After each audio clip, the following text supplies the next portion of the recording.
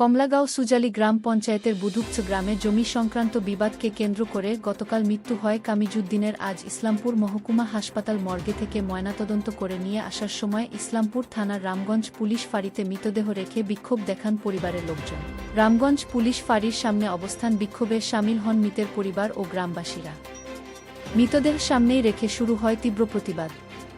তাদের একটাই দাবি, যতক্ষণ না অভিযুক্তদের গ্রেফতার করা হচ্ছে ততক্ষণ মৃতদেহ সেখানেই রেখে বিক্ষোভ চালিয়ে যাওয়া হবে। পরিবারের পক্ষ থেকে আরও জানানো হয়েছে, শুধু গ্রেফতার নয়, দোষীদের বিরুদ্ধে কঠোর আইনি ব্যবস্থা নিতে হবে এবং উপযুক্ত শাস্তি নিশ্চিত করতে হবে। এমনকি দোষীদের ফাঁসির দাবিও তুলেছেন তারা। মৃত কামিজুদ্দিনের ছোট ভাই ও ছেলের সহ পরিবারের সদস্যরা হুঁশিয়ারি দিয়ে জানান, যদি অতি দ্রুত পুলিশ ব্যবস্থা না নেয় তাহলে এই আন্দোলন আরও বৃহত্তর আকার নেবে। আপাতত পুলিশ প্রশাসনে আশ্বাসে মৃতদেহ বাড়িতে নিয়ে যাওয়া হয়েছে।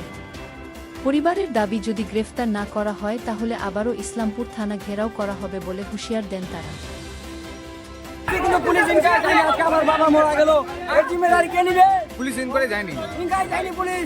এখন কি চাইছেন? এখন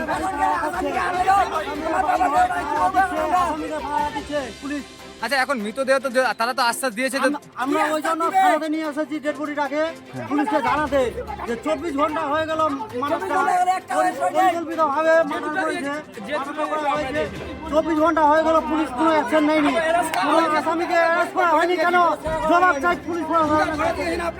আচ্ছা, এর আগে এনকোয়ারির জন্য কি বলছে পুলিশ যায়নি আছে, পুলিশ 24 ঘন্টা ওদের। এখন আপনার বাবা পুলিশ যায়নি, তারপরে বলে ইসলামপুর যেতে হবে, ইসলামপুরে গেছি 5 ঘন্টা করে বসায় রাখে আমার বাবা আমাদের পাহারা দিচ্ছে। আমাদের সব পুলিশে যে মার্ডার হয়েছে তার বিরুদ্ধে কোনো আইন নেওয়া হয়নি।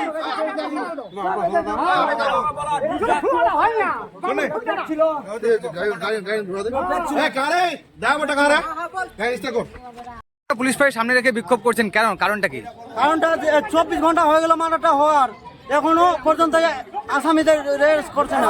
গ্রেফতার কেন করলো না পুলিশ? এর জবাব চাই। 24 ঘন্টা হয়ে গেল, আসামি ঘরে পাহারা দিচ্ছে পুলিশ, আসামি ঘরে পাহারা দিচ্ছে পুলিশ, এর সঙ্গে নেতা জড়িত আছে। পুলিশ প্রশাসনকে বন্ধ করেছে, হয়ে গেল একজনকে গ্রেফতার করেনি এখনো কেন? আচ্ছা, যদি গ্রেফতার না করা হয় তাহলে কি লাশটা এখানে থাকবে, 1 সপ্তাহ থাকবে এখানে লাশটা, যতক্ষণ পর্যন্ত এখানে থাকবে। দাবি কি রয়েছে?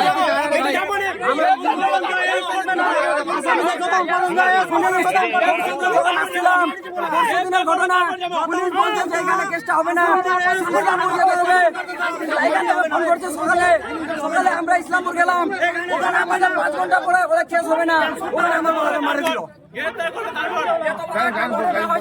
কেস করা হয়েছে, কেস করতে গেছিলাম 5 ঘন্টা আমাদের কেস নেয়নি। এখান থেকে ফোন করছিল যেতে হবে ইসলামপুরে।